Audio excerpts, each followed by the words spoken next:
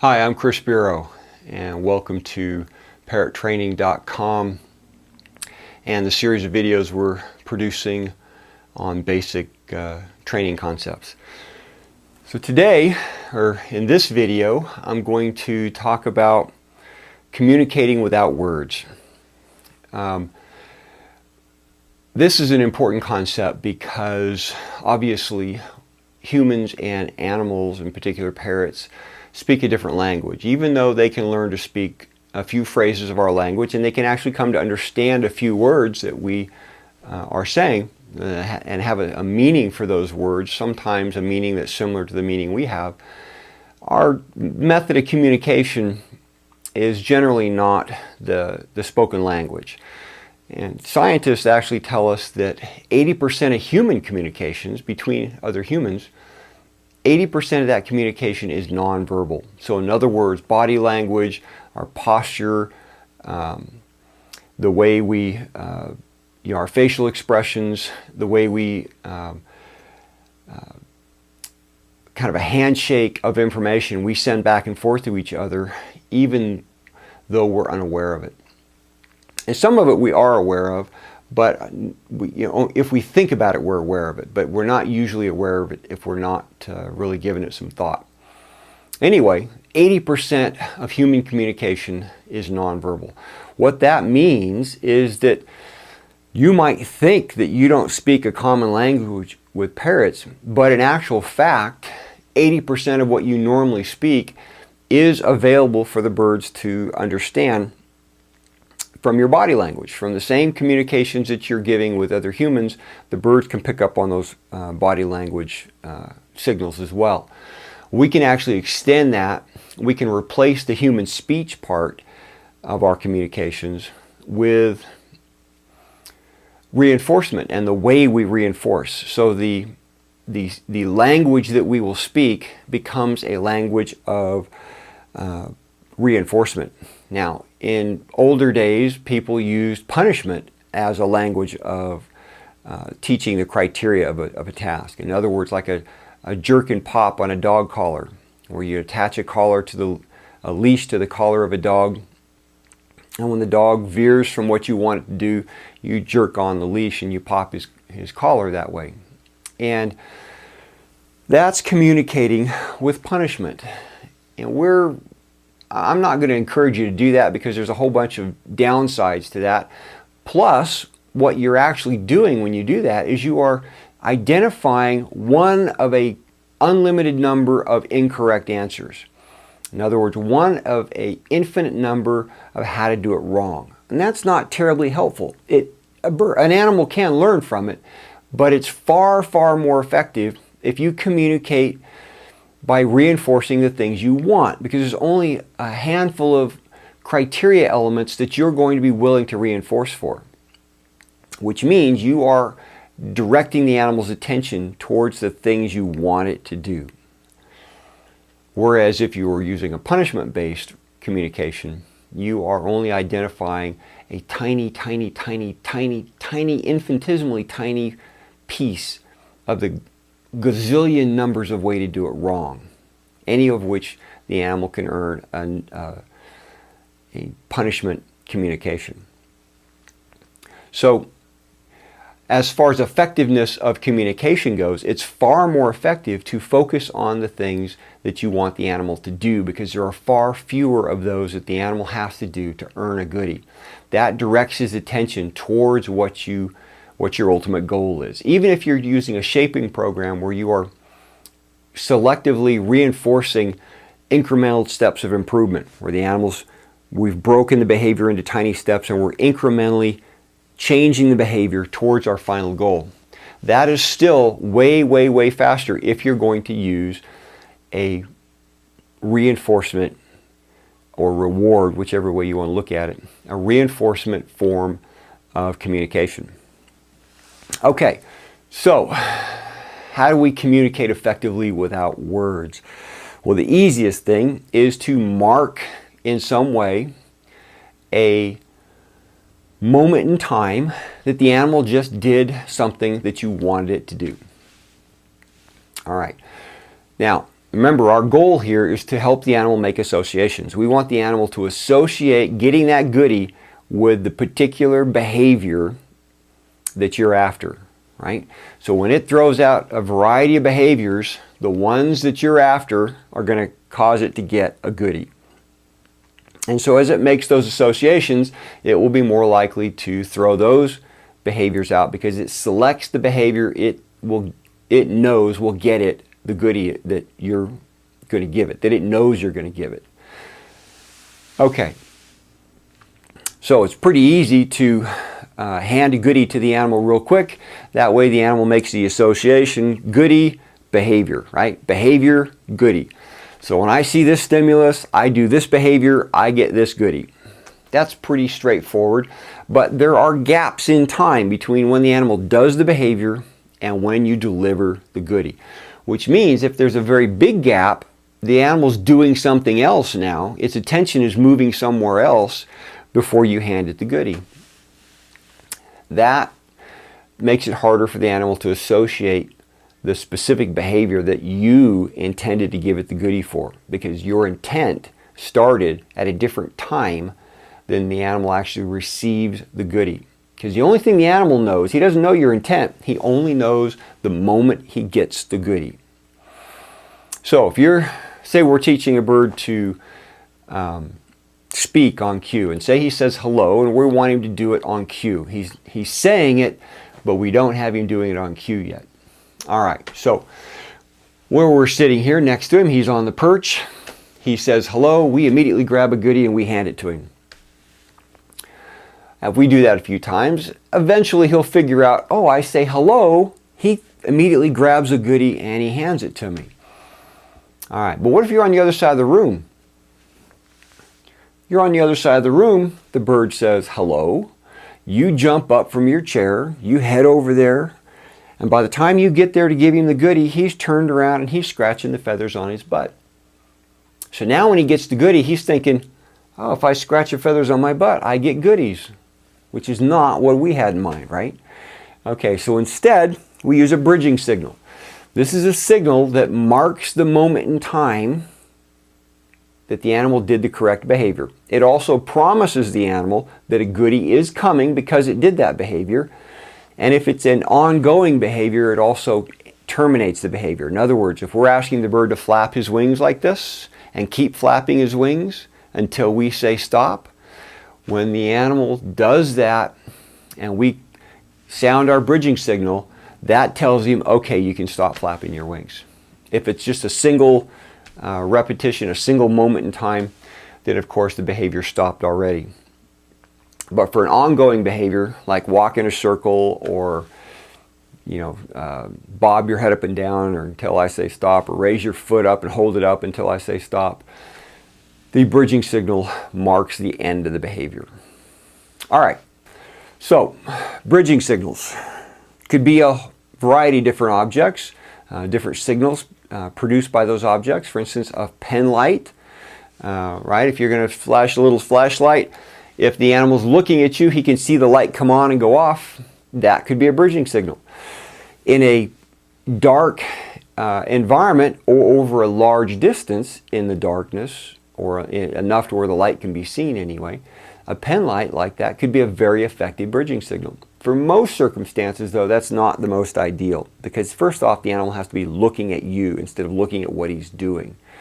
Far better is an audible signal, a signal that says, you've just done something, but the animal doesn't have to be looking at you. He can be paying attention to what he's doing and hear your signal. All right? So, the most common signal that is used, and the one I recommend the most, is a clicker. And a clicker is nothing more than a child's toy, or at least at one time it was a child's toy. These days, clickers are made specifically for animal training purposes, and it makes a sound. That sound tells the animal you just did something that earned him a goodie. It's a very precise and crisp sound, so it's not heard at other times. It's not duplicated in the environment in most circumstances. It's very rare that you're going to hear that sound. So it's a very unique sound. So there's two pieces of this that you want to pay attention to. One is that it's very crisp and abrupt, so it's got a very short duration, very precise that way. And it's unique, meaning that the animal will never hear this sound by accident. He only hears it when you mean to give him a bridging signal that says you just did something right. All right, so why is this important? Well, the first one is that it's precise. Timing is very important, because if you're going to tell the animal exactly what he's doing, say you want to teach him to put his wings up and do a big eagle. All right, you may start with a shoulder shrug, because the animal shrugs his shoulder, you catch that, you click, you give him a goodie. Won't take him very long to figure out, oh, if I do this, I get goodies. All right, so after a while, then you may say, okay, I've got him doing that now. Now let's change the criteria. Shrugging your shoulders isn't enough. Now you're going to have to raise your elbows a little bit too. Okay, so at first he's going to try really hard to keep doing the one he knows works. And this is no longer working. And so he's going to put more energy into it. It's called an extinction burst. He's going to put more energy into it to try to make the rules work that he already knows. It's a little frustrating for him, but once an animal comes to learn this process, it won't be frustrating at all. It'll become a game. Okay, but initially, it's like you going to the cash machine at the bank and putting your bank card in the teller, and you punch in your code and nothing happens. What do? Well, you immediately punch the code in again. And if that doesn't work, you'll punch it in again, except for this time you'll even punch the buttons harder.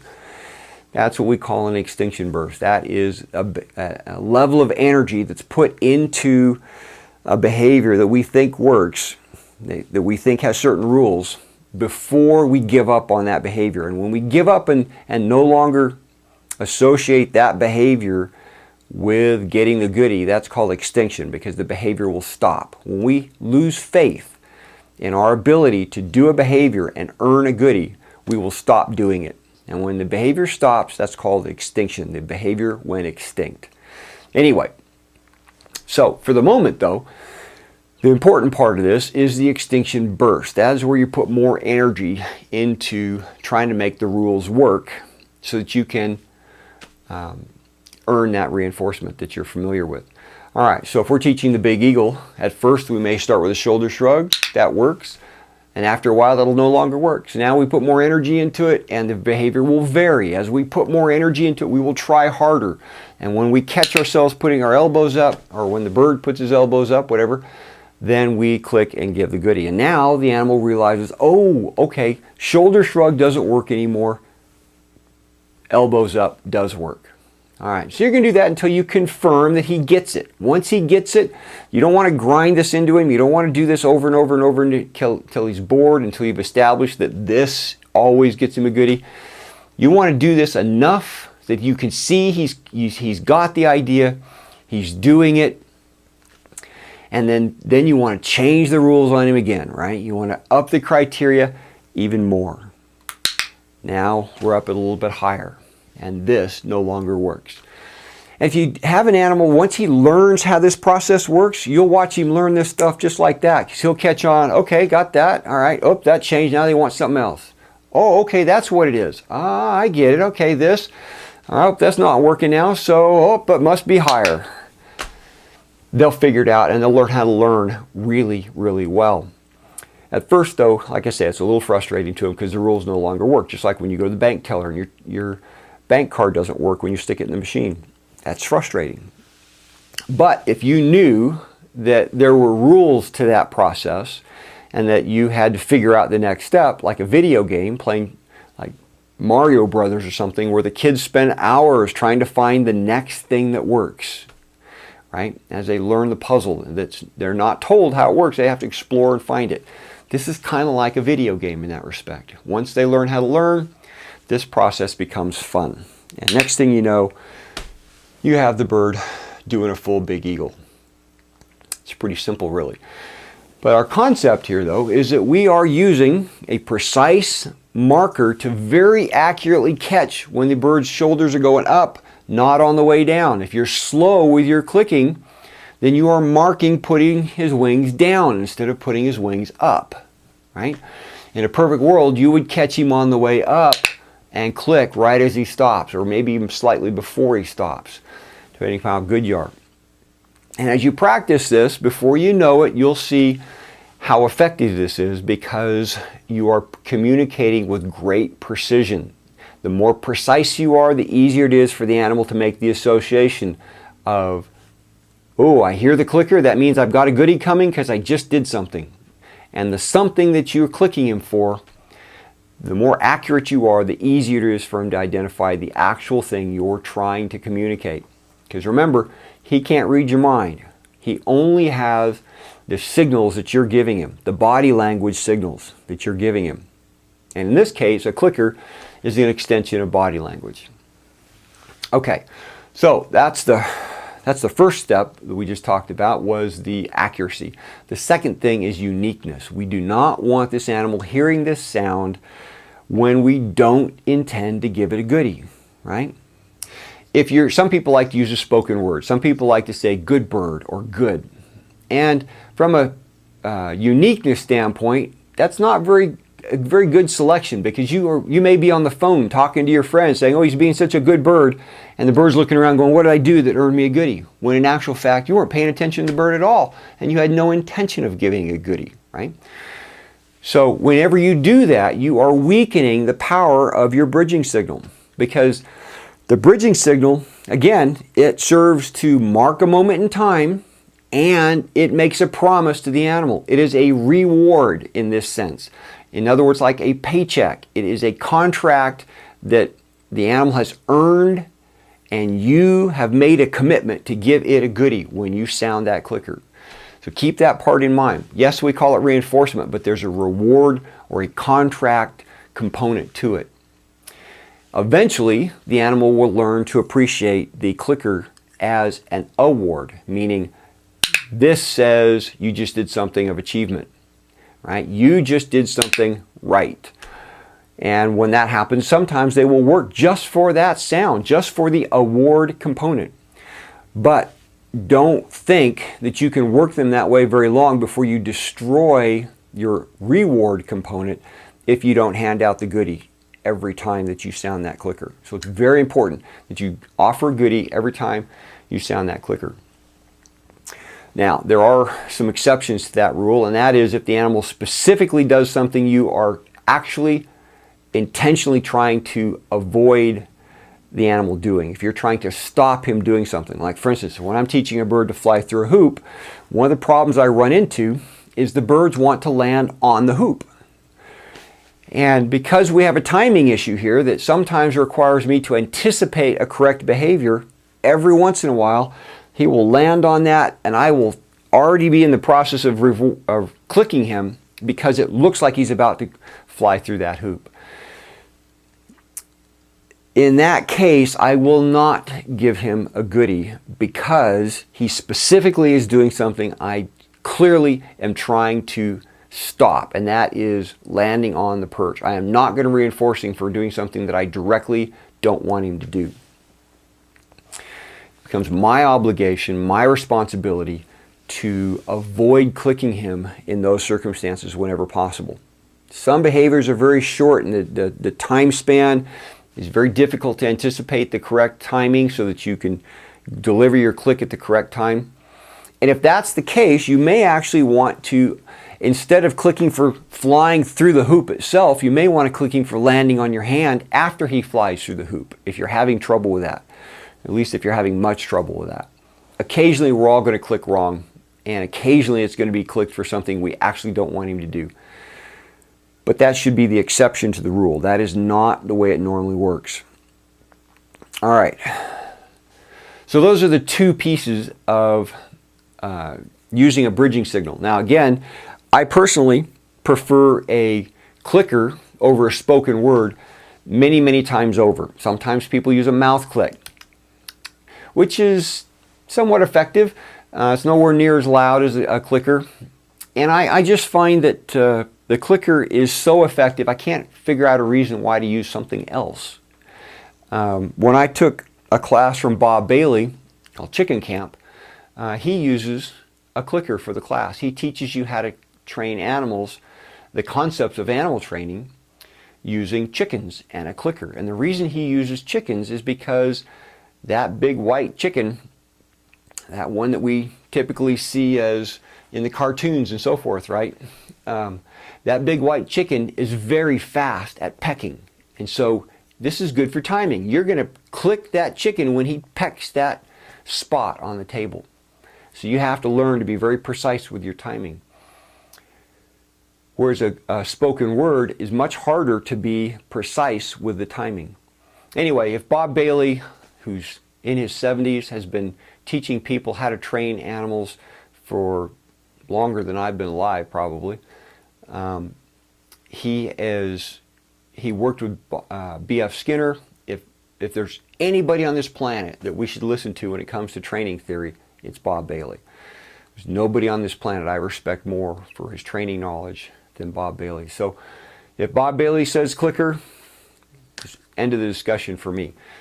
And you'll find if you practice this, if you try using a clicker and try training without the clicker, you will see a significant difference in timing of how quickly the animal learns. Now, that's not to say that other bridging signals maybe wouldn't give you the same results, but I've yet to find a bridging signal that has the versatility for most of our training applications that the clicker has, right?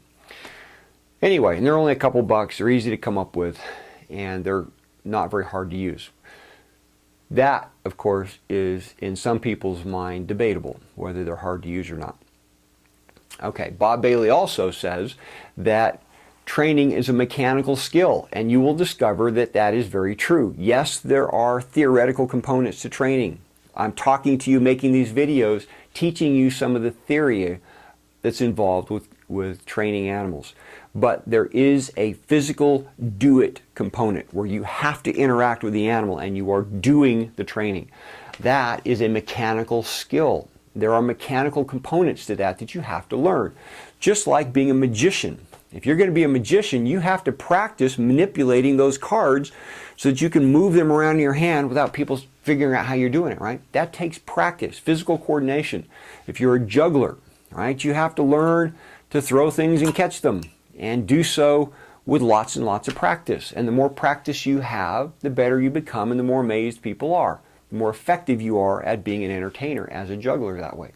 Well, this is no different. There are physical pieces of this that you have to practice if you want to get good at it. And I'm here to tell you that handling a clicker, handling your bird, handling treats, handling a target stick, right? This would be a target stick. This is just a chopstick. If you go out and eat Asian food, you can bring chopsticks home, and we use them for target training.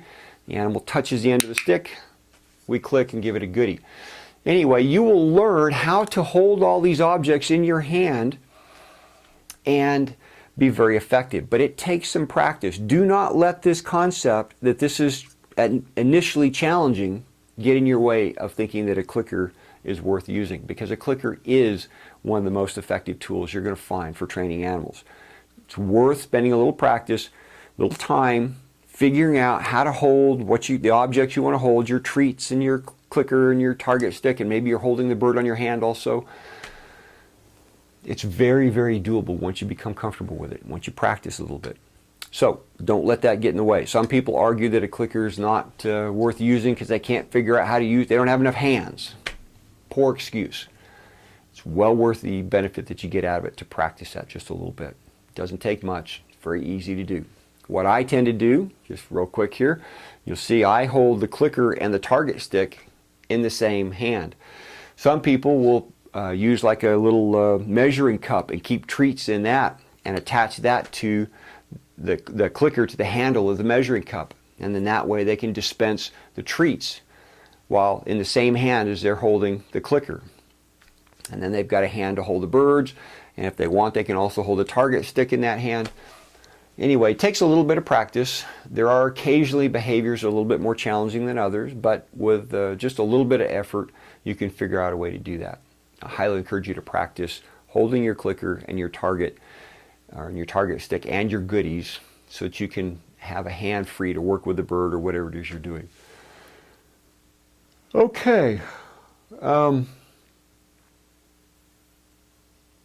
think that's all I'm going to talk about for communicating without words, right? Remember, 80% of human communication is nonverbal, and so those nonverbal signals you're sending to your bird also, and believe me, they are good at reading them. They can read you like an open book. So when you add the clicker to this, you become extremely effective, and the better you are and the more you practice at using your clicker, the more effective communicating you'll do with your animal. So you can actually become an animal communicator, a legitimate animal communicator, and be extremely effective at it. All right. Again, I'm Chris Biro, and I hope you learned something from this video.